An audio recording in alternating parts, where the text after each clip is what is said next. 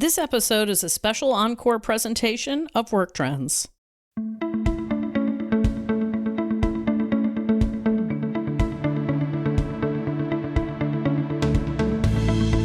Welcome to the Work Trends podcast from Talent Culture. I'm your host, Megan Mbiro.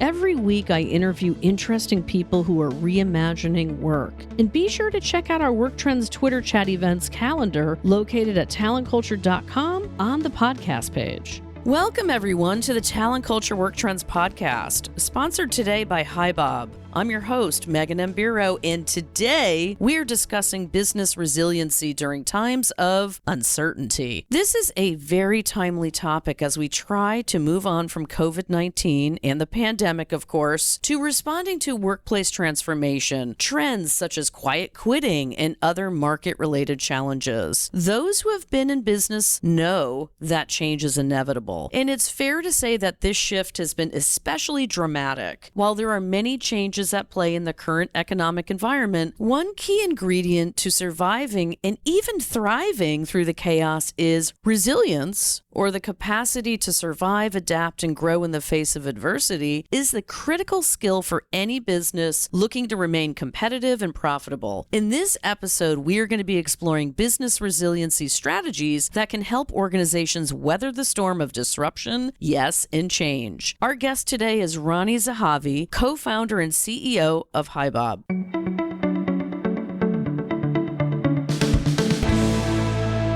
Ronni has over 25 years of experience in multinational high-tech companies. Before founding and taking the CEO post at HiBob, he was an entrepreneur in residence at the Silicon Valley-based Bessemer Venture Partners. Zehavi serves as a strategic advisor and co-founder of Team 8 Cybersecurity, a powerhouse for developing disruptive cybersecurity technology. Previously, he was the co-founder and CEO of Cotendo, a content delivery network acquired by Akamai in 2012 for $300 million, just 4 years after it was founded. Ronni has a BA in History and Educational Management from Tel Aviv University and an MA in Organizational Sociology. Happy to have you here, Ronni. How are you today? I'm good. Thank you for having me. My pleasure to be here. So let's dive right in. How can businesses be prepared during this time of uncertainty? So if you decide to work in this industry, the tech industry, then you need to be prepared for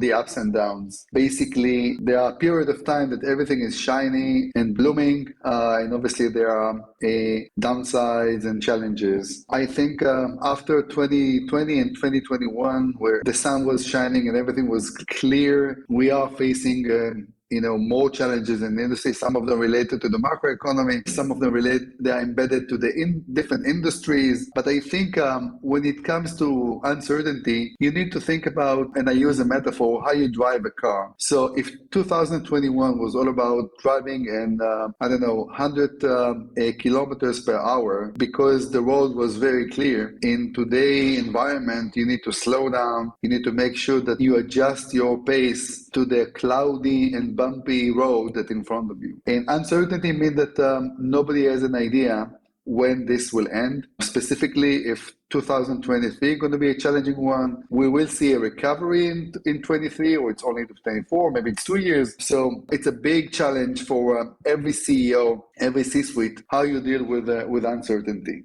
And to be prepared, I think, first of all, you need to read the map. You need to realize that this is the situation. It took a while because between the time you think it's happening until the time you feel it, it can take weeks or months or quarters. So realizing the situation is the first and most important one, and then pause and come up with a plan. And the plan should include the following criteria, I would say, or parameters. Number one, understanding how long is your runway. So do you have enough cash as a funded company to get through the stormy weather of 23 or even beyond 23? And number two is, Are you really adjusting your business plan, your growth plan to the environment? So will you be able to close the deals and generate the ARR, the revenues you expected to have? It is related to the sales cycle of every sales, and so slowdown does not impact you, also impact your customers and the industry. So the realization is around the runway, the growth, the business plan, and very important about the people.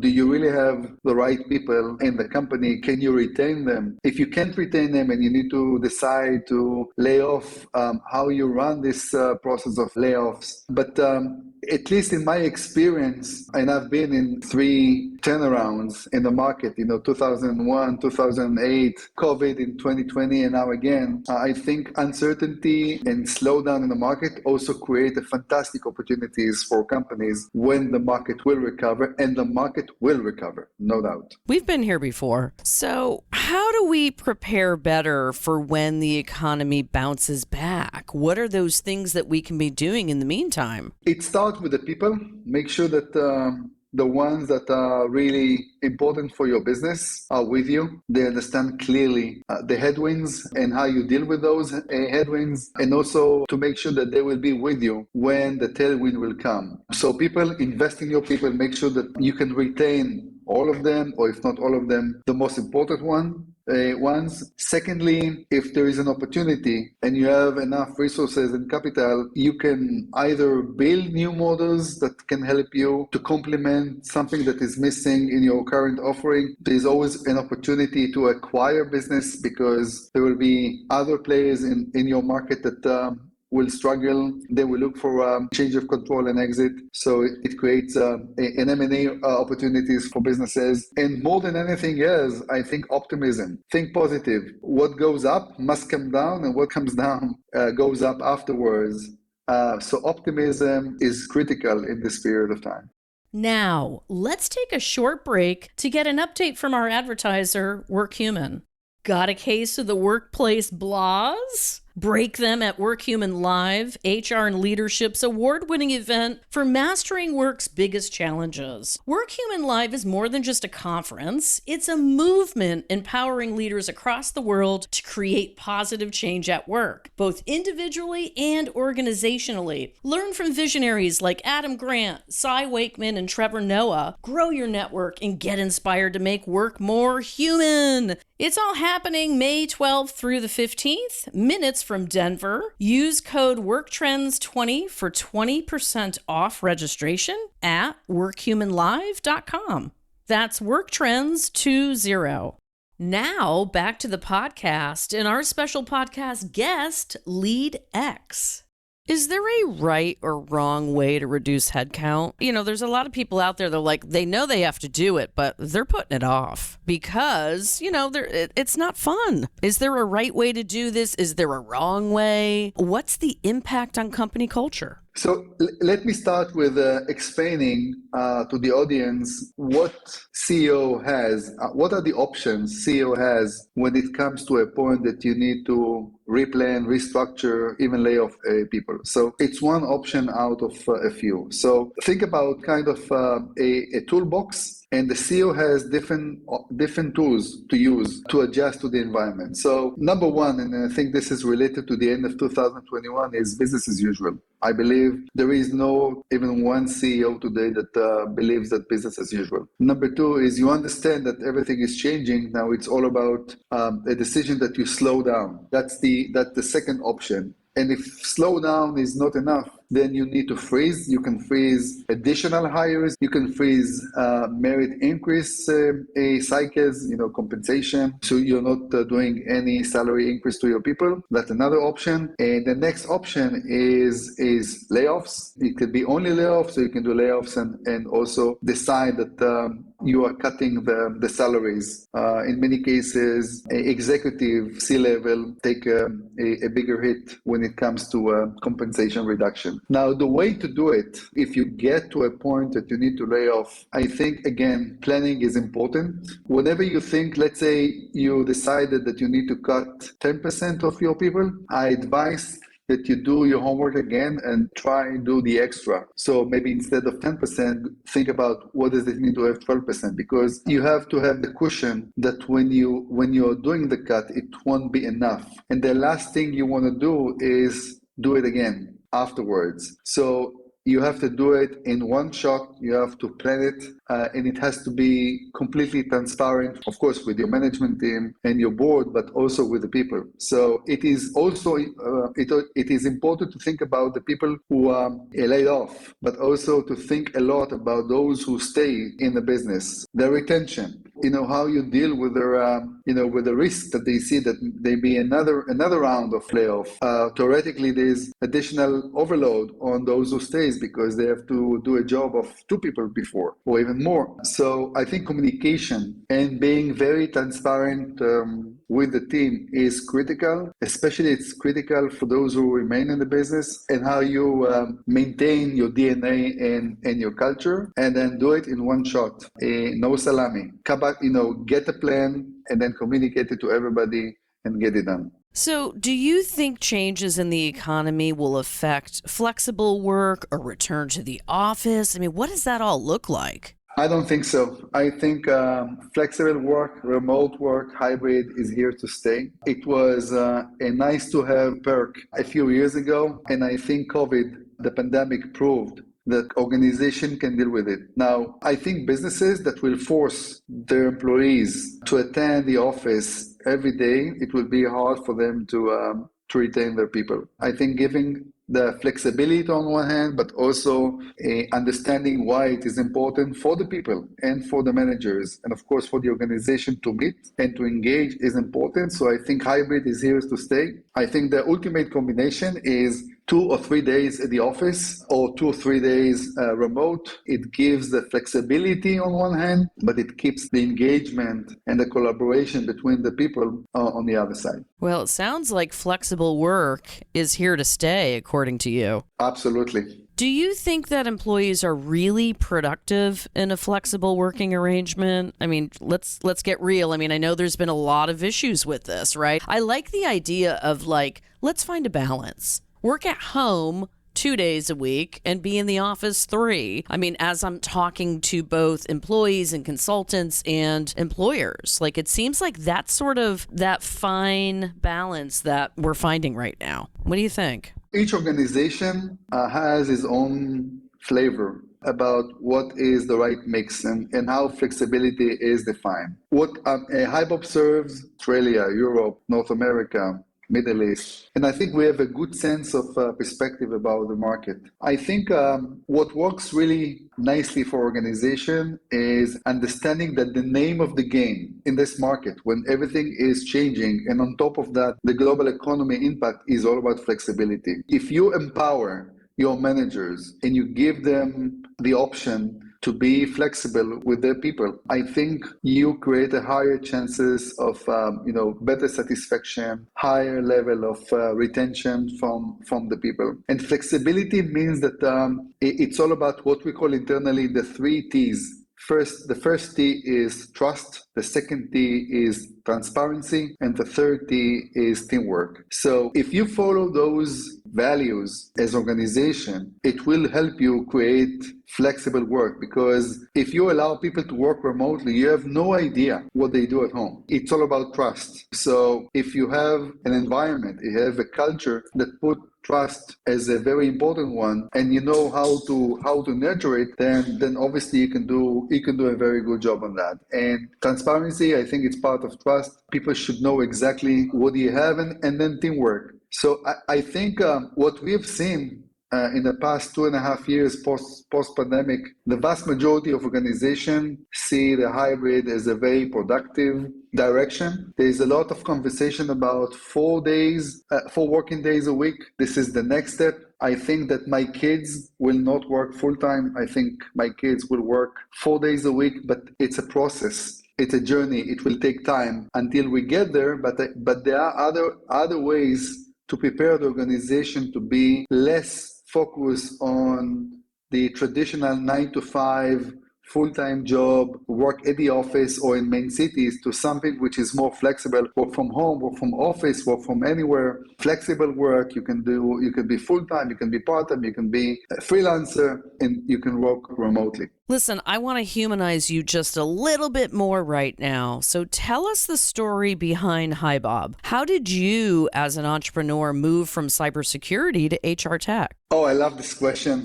When you become manager, startup or team leader, or you run a big business unit for a big corporation, there's always a part of manager being the HR manager of your team. You manage people. And when I was working for the company that acquired my startup before Akamai, they used I don't want to mention name, but they used a human capital management, a giant company, but legacy platform. And when we did a performance review, it was, 10 years ago, 12 years ago. I remember that it took me 2 weeks to conclude the performance review with my direct report. It was an annoying experience. And I thought, somebody can do it better, but I have no intention to go in this path. And I remember a conversation I had with my daughter. She's 24 years old. And we spoke about, her expectations about work. And I realized that it is all about the experience. It is, the way that the young generation who is dominating the world of work is experiencing any consumer app. They expect to have something similar experience when it comes to the work tools that they use at the office. So the idea was, can we do something different? Can we come up with an innovative approach when it comes to the way people work? It was 5 years before the pandemic. The company is 7 years old, so it was 5 years ago. So our vision when we founded HiBob 7 years ago was exactly what we see right now: flexibility, engagement, employee first platform. So the idea was let's try to build from ground up and come up with something different. When we look at the industry, there was well-known players, big companies, Oracle, SAP, Workday, ADP, amazing companies with billions of revenues. But when those companies were founded, some of them many years ago, some of them 15 or 20 years ago, they thought about automating HR processes for organization, time tracking, payroll stuff. And we thought, and we came with I would say, a very innovative approach. We were the first one to say it's no longer about being system of automation for companies when it comes to manage people. It should be system of engagement. Should not build only for HR and finance. We should see the line managers, the employee, the C-suite as a very important persona when they engage with the platform, versus only HR and finance. And system of engagements, you cannot build engagement if it's not built beautifully, if it's not easy to use. It should be easy to use, in the flow of work, beautiful to the eyes, kind of Instagram experience when you think about it. And we took it to the market. And then we are focusing on a very, I would say, well-defined market. We are in between the small companies and the big enterprise, what we call the triple M, 3 M's.